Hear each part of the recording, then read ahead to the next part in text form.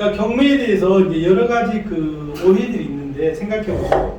대한민국에서 부동산을 가장 안전하게 살 수 있는 시장이 어디냐면 단언컨대 경매 시장입니다. 경매 시장에서는 절대 사기가 없으세요.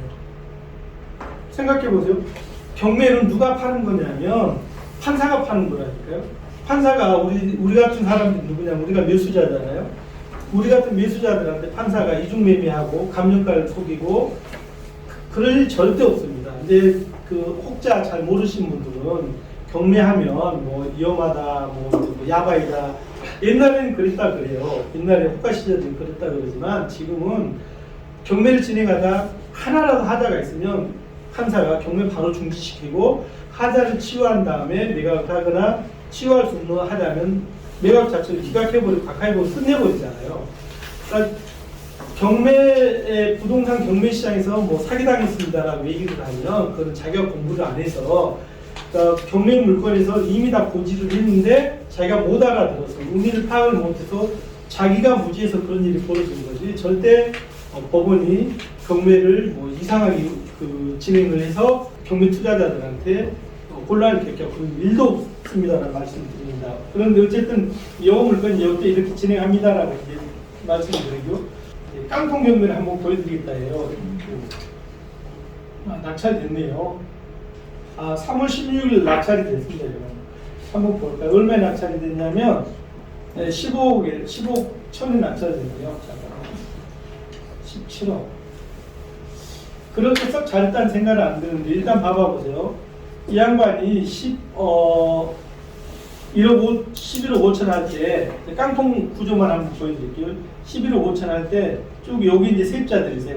아까 이제 권리분석을 공부를 하셔야 되고 그 배당표를 쓸 줄 알아야 됩니다라고 말씀드렸던 게 뭐냐면 요 임차인들 때문에 그럽니다. 여기 정종호 씨가 103호에 보증금 6천에 있고 배지훈이라는 친구는 303호에 보증금 2억 6천에 있고 그다음에 임유진 씨는 1억 5천에 있고 그래서 이 사람들이 이제 쭉 보증금 토탈 합한 게 얼마냐면 쭉 밑에 내려가 보니까 16억 3,500이래요. 보이시죠? 얼마에 낙찰됐다고요? 아까 15억 100이 낙찰됐다고 얘기하니까 15억 100에 낙찰을 받을 때 현재 이 집에는 지금 얼마의 그 임차인 전세보증금으로 기준을 해서 얼마의 보증금 임차인이냐면 16억 3,500이 있는 거잖아요.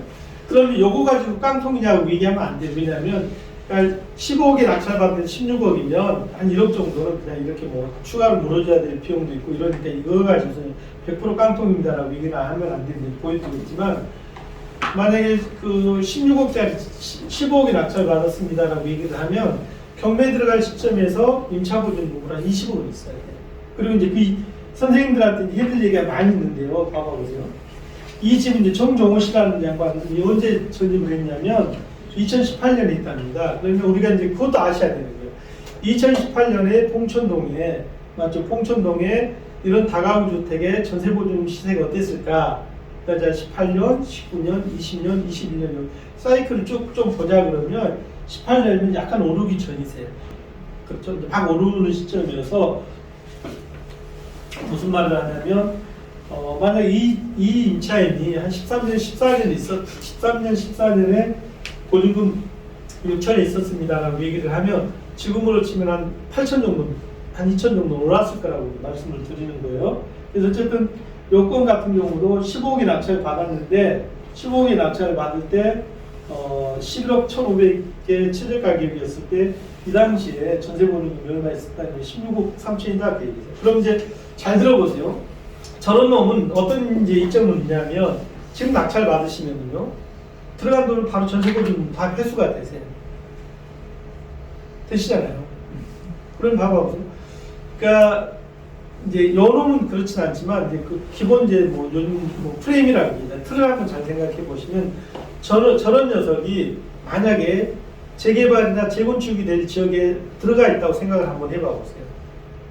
문제인지 아시잖아요. 그러면 저런 놈은 그냥 일단 낙찰 받아서 전세보증금으로 뺀 돈이 다 회수가 된 거예요. 어쨌든 아시겠잖아요. 그럼 만약에 저기 이제 15억이 낙찰 받았습니다 하면 임차보증금 이제 뭐 취득록세까지 하면 한 16억 정도 들어갔다고 합시다라고 얘기를 하면 16억이 경락융자까지 합하면 지금 한 10억은 경락융자 해준다고 하면 내 돈 한 6억이면 저는 낙찰받을 수 있었다고 생각이 되거든요. 그럼 이제 전세보증 들어온 거 가지고서 쭉 이제 그 저기 은행융자부터 갚아 나가기 시작을 할 거 아닌가 봐요. 그래서 잔금 납부하고 임대 다 놓고 나면 한 3개월에서 4개월 정도 걸리면 은행융자 받은 거 하고 내가 그 투자한 돈 다 회수가 된다는 계산 되시잖아요.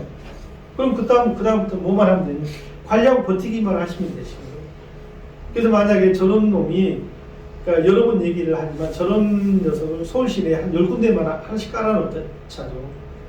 수민동이나 좀 이제 재개발 재건축 될 만한 뭐 마천동, 그 다음에 어쨌든 이렇게 동네가 약간 이제 떨어지는데 이런데 같은 지역에 저런 놈을 깔아놓고 가다 보면 꼭 그걸 기억을 하셔야 돼요. 집주인한테 뭘 주나? 입주권 주잖아요. 거기 사는 세입자한테 뭐 주는데? 그 임대아파트 입주권 주잖아요. 그래서 저런 놈을 돈 안 들고 그냥 붙잡고 깔고 가서 버티기만 하면 저도 뭐 그런 경험이 몇 번 있지만 그 시행한다고 그 시행사에서 설이나 추석 때 되면 멸치 보내주고 그러잖아요. 멸치 세트 보내주고 쌀 보내주고 그러다가 뭐 시행사가 몇 번 바뀌는 경우도 보고 그랬지만 어쨌든 그러니까 이런 놈들 이제 깔고 갈 수 있습니다라고 얘기를 하면 좋다고요.